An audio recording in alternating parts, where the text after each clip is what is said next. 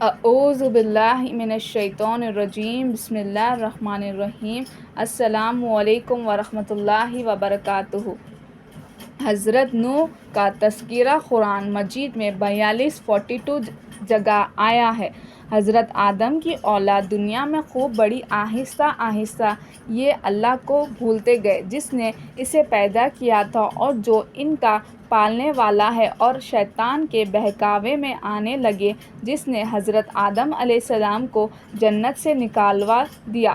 شیطان کے بہکاوے میں آ کر یہ لوگ بتوں اور آگ، سورج وغیرہ کو پوجنے لگے اور ایک اللہ کے بجائے مٹی اور پتھر کے بہت سے خدا بنا لیے۔ اپنے ہاتھ سے اپنا خدا بناتے اور پھر ان سے مانگتے، حالانکہ یہ مٹی اور پتھر کے خدا اپنے لیے بھی کچھ نہ کر سکتے تھے، ان کے لیے کیا کرتے؟ اللہ تعالیٰ نے جو اپنے بندوں سے بڑی محبت رکھتا ہے، اس کو یہ کبھی گوارا نہیں کہ اس کے بندے شیطان کے بہکاوے میں آ کر اللہ کے سوا کسی اور کی عبادت کرنے لگے اور اس کی سزا میں مرنے کے بعد دوزخ میں جلائیں۔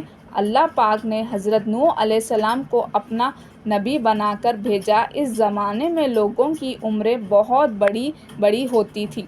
حضرت نوح علیہ السلام 950 سال تک اپنی قوم میں وعظ کرتے رہے کہ اے لوگوں، صرف ایک اللہ ہی کی عبادت کرو اور میرا کہنا مانو، وہ تمہارے گناہ بخش دے گا۔ لیکن لوگوں نے حضرت نوح علیہ السلام کی باتوں کو نہ مانا اور اپنے کانوں میں انگلیاں ڈال لی اور کپڑے اوڑھ لیے تاکہ حضرت نوح علیہ السلام کی آواز کانوں تک نہ پہنچے۔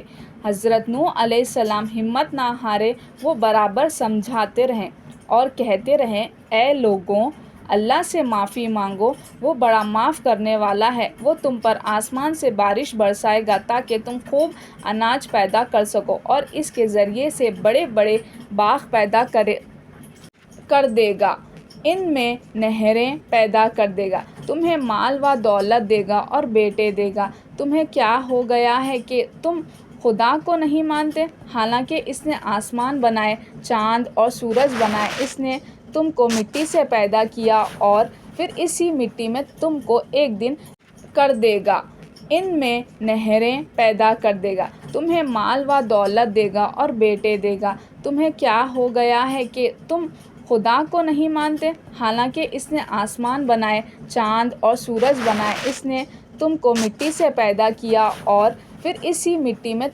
تم ایک دن مل جاؤ گے اور پھر قیامت کے دن اسی مٹی سے تم کو دوبارہ زندہ کر دے گا۔ لیکن لوگوں نے اپنے بتوں کو نہیں چھوڑا اور حضرت نوح علیہ السلام سے کہنے لگے کہ ہم اپنے بتوں کو ہرگز نہ چھوڑیں گے اور ہم تو تم کو اپنے جیسا آدمی ہی دیکھتے ہیں اور تمہارا کہنا بھی صرف چند غریب لوگوں نے مانا اور ہم تو تم کو جھوٹا سمجھتے ہیں۔ حضرت نوح علیہ السلام نے کہا کہ اے میری قوم، میں تم کو جو نصیحت کرتا ہوں اس کے بدلے میں تم سے کوئی مال و دولت نہیں چاہتا، اور جو غریب آدمی مسلمان ہوئے ہیں اور اللہ پر ایمان لائے ہیں، ان کو میں اپنے پاس سے تمہارے کہنے سے نکال لوں گا نہیں۔ اگر میں ان کو اپنے پاس سے نکال دوں تو اللہ کے عذاب سے مجھے کون بچائے گا؟ اگر میں ایسا کروں گا تو بہت نا انصاف ہو جاؤں گا۔ ان کی قوم کے لوگوں نے کہا، اے نوح، تم نے ہم سے جھگڑا بہت کر لیا، اگر تم سچے ہو تو جس عذاب سے تم ہمیں ڈراتے ہو وہ لے آؤ۔ حضرت نوح علیہ السلام نے کہا کہ جب اللہ پاک چاہیں گے عذاب لے آئیں گے۔ اللہ تعالیٰ نے حضرت نوح علیہ السلام کو وحی کے ذریعے سے حکم بھیجا کہ تمہاری قوم میں جو لوگ ایمان لا چکے ہیں ان کے علاوہ اور کوئی ایمان نہیں لائے گا۔ تم غم نہ کرو، تم ایک کشتی بناؤ۔ حضرت نوح علیہ السلام نے اللہ کے حکم کے مطابق کشتی بنانی شروع کی، تو جب ان کی قوم کے سردار ان کے پاس سے گزرتے تو ان کو کشتی بناتے ہوئے دیکھتے تو ان کا مذاق اڑاتے۔ حضرت نوح علیہ السلام ان کے مذاق کے جواب میں کہتے کہ آج مذاق کر لو، کل جب تمہارے اوپر عذاب آئے گا تو اس وقت ہم تمہارا مذاق اڑائیں گے۔ آخر اللہ تعالیٰ کا عذاب اس کے وعدے کے مطابق آیا، زمین سے پانی نکلنا شروع ہوا اور آسمان سے بارش آنی شروع ہوئی۔ اللہ تعالیٰ نے حضرت نوح علیہ السلام کو حکم دیا کہ سب جانوروں کا ایک ایک جوڑا کشتی میں سوار کر لو، اور جو لوگ تمہارے اوپر ایمان لائے ہیں یعنی مسلمان ہو گئے ہیں ان کو سوار کر لو۔ حضرت نوح علیہ السلام نے اس کشتی میں سوار ہونے والوں سے کہا کہ اے اللہ تعالیٰ کا نام لے کر اس کشتی میں سوار ہو جاؤ کہ اس کا چلنا اور ٹہلنا اسی کے ہاتھ میں ہے۔ اللہ تعالیٰ بڑا بخشنے والا اور مہربان ہے۔ کشتی ان سب کو لے کر نہروں میں چلنے لگی تو اس وقت حضرت نوح علیہ السلام نے اپنے بیٹے سے کہا، اے بیٹے ہمارے ساتھ سوار ہو جاؤ اور کافروں کے ساتھ مت ہو۔ اس نے کہا، میں کسی پہاڑ پر چڑھ جاؤں گا اور وہ پانی سے بچا لے گا۔ حضرت نوح علیہ السلام نے کہا کہ آج اللہ کے عذاب سے سوائے اللہ کے کوئی بچانے والا نہیں۔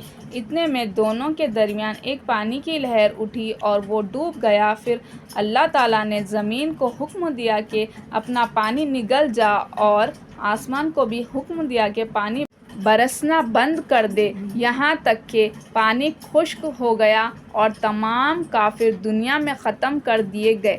حضرت نوح علیہ السلام کی کشتی کوہ جوڑی پر ٹھہری۔ حضرت نوح علیہ السلام نے اپنے پروردگار سے عرض کیا کہ اے میرے رب، میرا بیٹا بھی میرے گھر والوں میں سے ہے اور آپ کا وعدہ سچا ہے۔ یعنی حضرت نوح علیہ السلام کا مطلب تھا کہ اے اللہ تعالیٰ، آپ نے وعدہ فرمایا تھا کہ تیرے گھر والوں کو اس طوفان سے بچا لوں گا، پھر میرا بیٹا کیوں ڈوبا؟ تو اللہ تعالیٰ نے فرمایا کہ اے نوح، تیرا بیٹا تیرے گھر والوں میں سے نہیں تھا کیونکہ اس کے اعمال اچھے نہیں تھے۔ میں تجھ کو نصیحت کرتا ہوں کہ ایسی بات نہ کر جو تیرے علم میں نہیں، اسی لیے کہ کنعان اللہ کے علم ازلی میں کافر تھا اور یہ بات نوح علیہ السلام کے علم میں نہ تھی۔ حضرت نوح علیہ السلام نے اللہ پاک سے توبہ کی اور اپنے کہنے کی معافی چاہی۔ اللہ پاک نے ان کو معاف کر دیا اور حکم دیا کہ اے نوح، ہماری طرف سے سلامتی اور برکتوں کے ساتھ اتر۔ اس کے بعد حضرت نوح علیہ السلام کی امت کی دنیا بسی اور آہستہ آہستہ ان کے بال بچے آباد ہوتے گئے۔ یہ سب لوگ اللہ تعالیٰ کی اطاعت کرتے رہے۔ زمانہ گزرتا گیا اور آہستہ آہستہ شیطان نے بہکانا شروع کیا تو یہ اللہ تعالیٰ کو بھولنے لگے۔ حضرت نوح علیہ السلام جو اللہ تعالیٰ کے اتنے بڑے پیغمبر تھے، اپنے بیٹے کو اس کے برے کاموں کی وجہ سے اللہ تعالیٰ کے عذاب سے نہ بچا سکے۔ اس طرح اگر ہمارے ماں باپ اللہ کے کتنے ولی کیوں نہ ہو، اگر ہمارے اعمال اچھے نہ ہو تو وہ ہم کو اللہ کے عذاب سے نہ بچا سکیں گے۔ ہم کو اپنے بزرگوں کے نیک اعمال کا سہارا نہیں لینا چاہیے بلکہ اللہ اور اس کے رسول صلی اللہ علیہ وسلم کے بتائے ہوئے کاموں پر عمل کر کے نیک بننا چاہیے۔ اسی وجہ سے اللہ تعالیٰ نے قرآن مجید میں کہا ہے کہ اگر تم ایک ذرہ برابر بھی نیکی کرو گے تو اس کا بدلہ ہم تم کو دیں گے، اور اگر ایک ذرہ برابر بھی برا اعمال کرو گے تو وہ بھی تمہارے سامنے آ جائے گا۔ ویڈیو کو لائک شیئر کیجیے اور ہمارے اس یوٹیوب چینل کو سبسکرائب کرتے ہوئے اس کے بیل آئیکن کو بھی پریس کر لیجیے تاکہ ایسے ہی ویڈیوز آپ کو ملتے رہے۔ جزاک اللہ خیر۔